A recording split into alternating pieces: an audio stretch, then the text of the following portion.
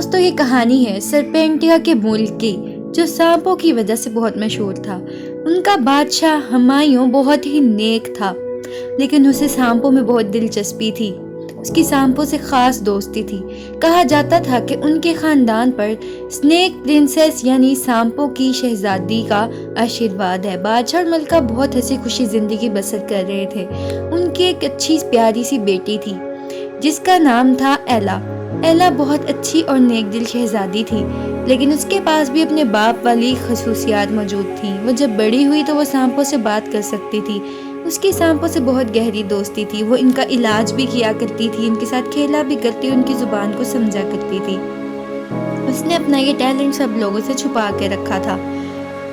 وہ ہر سانپ سے بات کر سکتی تھی، جہاں بھی جاتی تمام سانپ اس کے آگے سر جھکایا کرتے تھے، لیکن شہزادی کو سمجھ نہیں آتا تھا کہ اس کے ساتھ ایسا کیوں ہو رہا ہے۔ ایک دن وہ جنگل میں گئی، اسے ایک زخمی سانپ نظر آیا۔ اس نے اس سانپ کو اپنے ہاتھ میں اٹھا لیا۔ شہزادی کے پاس ایک خاص طاقت تھی کہ وہ جادو سے سانپوں کا علاج بھی کر سکتی تھی۔ سانپ نے شہزادی کا شکریہ ادا کیا اور اسے کہا آپ کا بہت شکریہ مالکن، اور وہاں سے چلا گیا۔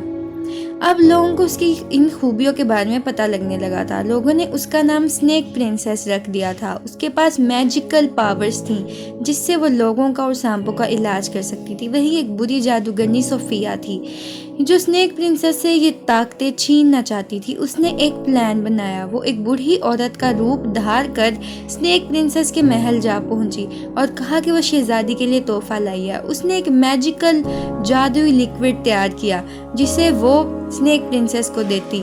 جیسی سنیک پرنسس وہ پیے گی، اس کی ساری طاقتیں بری جادوگرنی کو مل جائیں گی۔ لیکن سنیک پرنسس بہت ہی ہوشیار تھی، اسے جادوگرنی کے بارے میں پتہ لگ گیا۔ اس نے اپنا روپ ڈھال لیا، کمرے میں ایک گرین کلر کی روشنی پھیل گئی اور دیکھتے ہی دیکھتے شہزادی ایک بڑے چمکدار روبدار سانپ میں تبدیل ہو چکی تھی۔ اس نے جادوگرنی کا بڑی بہادری سے مقابلہ کیا۔ سب لوگ اس کی بہادری دیکھ کر بہت خوش ہوئے اور اسے کہا کہ وہ آزادانہ محل کے کوریڈورز میں سانپ کے روپ میں پھر سکتی ہے۔ اب شہزادی سب کے سامنے اپنے آپ کو سنیک پرنسس شو کر سکتی تھی۔ تو دوستو یہ تھی سانپوں کی شہزادی کی کہانی۔ کیسی لگی آپ کو؟